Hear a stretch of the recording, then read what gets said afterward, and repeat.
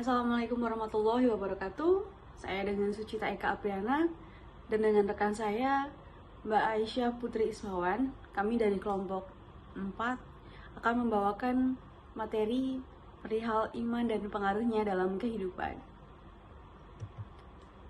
Pokok bahasan kali ini melingkupi 5 poin. Yang pertama, hakikat iman. Kemudian hubungan iman, ilmu, dan amal. Yang ketiga, pengaruh iman terhadap pribadi dan masyarakat. Yang keempat, karakteristik dan sifat orang beriman. Dan yang terakhir, hal-hal yang dapat merusak dan meniadakan iman. Dalam agama Islam, iman secara etimologis berarti percaya. Perkataan iman diambil dari kata kerja amanah, yu'minu, yang berarti percaya atau membenarkan. Iman secara bahasa berarti tasdik atau membenarkan. Sedangkan secara istilah syar'i, iman adalah keyakinan dalam hati, perkataan di lisan, amalan dengan anggota badan, bertambah dengan melakukan ketaatan, dan berkurang dengan maksiat. Para ulama salaf menjadikan amal termasuk unsur keimanan. Oleh sebab itu, iman bisa bertambah dan berkurang, sebagaimana amal juga bertambah dan berkurang. Ini adalah definisi menurut Imam Malik, Imam Syafi'i, Imam Ahmad Al-Auza'i, Ishaq bin Rahawai, Madzhab Zahiriyah, dan segenap ulama lainnya. Dengan demikian, definisi iman memiliki 5 karakter. Yang pertama, keyakinan, hati, perkataan, dan amal perbuatan bisa bertambah dan bisa berkurang. Iman secara bahasa berarti tasdik atau membenarkan. Sedangkan secara istilah syar'i, iman adalah keyakinan dalam hati, perkataan di lisan, amalan dengan anggota badan, bertambah dengan melakukan ketaatan, dan berkurang dengan maksiat. Para ulama salaf menjadikan amal termasuk unsur keimanan. Oleh sebab itu, iman bisa bertambah dan berkurang, sebagaimana amal juga bertambah dan berkurang. Ini adalah definisi menurut Imam Malik, Imam Syafi'i, Imam Ahmad Al-Auza'i, Ishaq bin Rahawai, Madzhab Zahiriyah, dan segenap ulama lainnya. Dengan demikian, definisi iman memiliki 5 karakter. Yang pertama, keyakinan, hati, perkataan, dan amal perbuatan bisa bertambah dan bisa berkurang. Assalamualaikum warahmatullahi wabarakatuh. Perkenalkan, saya Aisyah Putri. Di sini saya akan melanjutkan presentasi setelah Mbak Cita mengenai hubungan iman, ilmu, dan amal.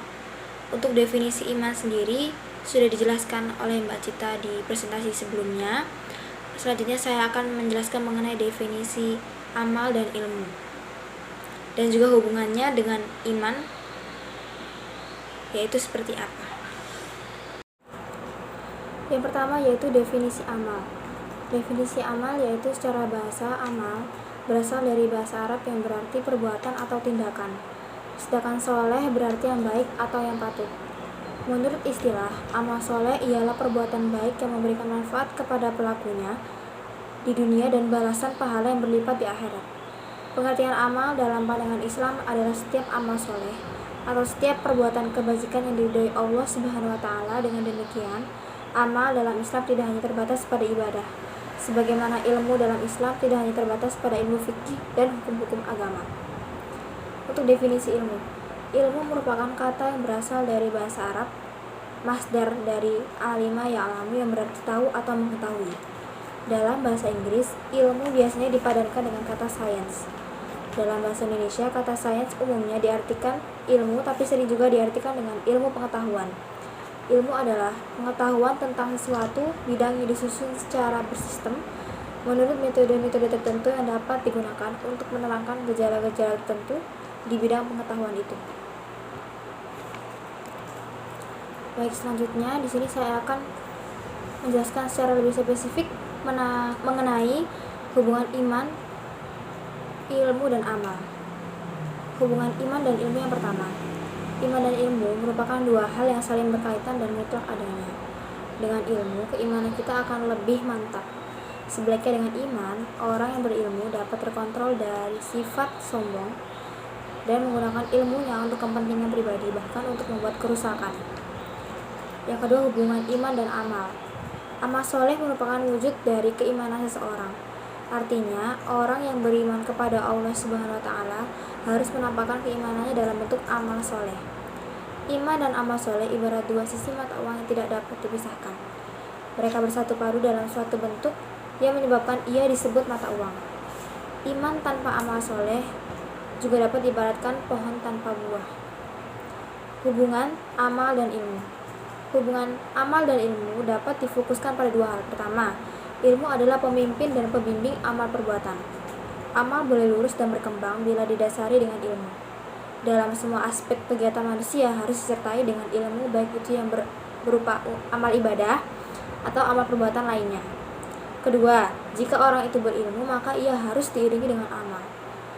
Amal ini akan mempunyai nilai jika dilandasi dengan ilmu. Begitu juga dengan ilmu akan mempunyai nilai atau makna jika diiringi dengan amal.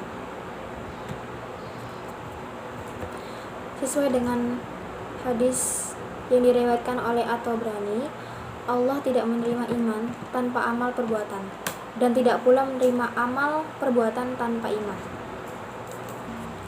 Dan juga dalil yang berkaitan yaitu Al-Mujadalah ayat 11. Bismillahirrahmanirrahim. Ya ayyuhalladzina amanu idza qila lakum tafassahu fil majlis fafsahu yafsahillahu lakum wa idza qila lanshuzu fanshuzu yarfa'illahu alladhina amanu minkum walladhina utul ilma darajat wallahu bima ta'maluna khabir. Yang artinya, wahai orang-orang yang beriman, apabila dikatakan kepadamu berilah kelapangan di dalam majelis-majelis, maka lapangkanlah. Niscaya Allah akan memberi kelapangan untukmu, dan apabila dikatakan berdirilah kamu, maka berdirilah. Niscaya Allah akan mengangkat derajat orang-orang yang beriman di antaramu dan orang-orang yang diberi ilmu beberapa derajat, dan Allah Maha teliti apa yang kamu kerjakan. Berikut saya akan membahas untuk pengaruh iman terhadap pribadi dan masyarakat. Pengaruh iman dan terhadap pribadi dan masyarakat atau kata lain manusia, dampaknya itu ada 4. Yang pertama, jika kita beriman kepada Allah Subhanahu wa Ta'ala, itu menjadi sumber ketenangan dan kedamaian bagi setiap orang. Yang kedua, sucinya hati dan kejernihan jiwa dari prasangka-prasangka, khufurat dan takhayul. Yang ketiga, menampakkan kemuliaan dan kekebalan qanaah. Yang keempat, kita akan selalu bersemangat, giat serta rajin bekerja dan juga melaksanakan ibadah yang sesuai dengan ketentuan dan anjuran terhadap Islam. Selanjutnya adalah karakteristik dan sifat orang beriman. Yang pertama adalah mereka menjadikan Allah dan Rasul-Nya lebih mereka cintai daripada anak, istri, dan harta benda dan segalanya. Yang kedua, orang yang beriman tidak akan izin untuk tidak ikut berjihad. Yang ketiga, mereka selalu mendengar dan taat jika Allah dan Rasul-Nya memanggil mereka untuk melaksanakan suatu perbuatan. Selanjutnya, mereka menjadikan Rasul sebagai hakim dalam setiap persoalan atau permasalahan dalam kehidupan dia atau masalah lain. Selanjutnya, mereka memiliki iman yang mantap, tidak dicampuri dengan keraguan sedikitpun, dan keimanannya dibuktikan dengan berjihad di jalan Allah dengan harta dan jiwanya. Kemudian mereka juga taat kepada Allah, Rasul-Nya, dan ulil amri, serta mengembalikan seluruh persoalan yang diperselisihkan kepada Al-Quran dan Sunnah Rasul. Dan kemudian apabila dibacakan ayat-ayat Allah kepada mereka, maka hatinya bergetar dan imannya bertambah. Selanjutnya, cinta kepada Allah, bersikap lemah lembut terhadap sesama muslim dan tegas kepada kaum kafir. Yang terakhir, mereka tidak mempunyai pilihan lain terhadap apa yang telah ditetapkan oleh Allah dan Rasul-Nya.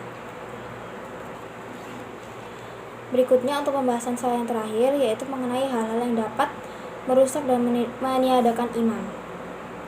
Orang akan dianggap hilang keimanannya atau berkurang itu jika dia syirik, membunuh jiwa manusia, melakukan sihir, memakan harta anak yatim, memakan harta riba, dan yang terakhir menuduh wanita mukminat yang baik berzina.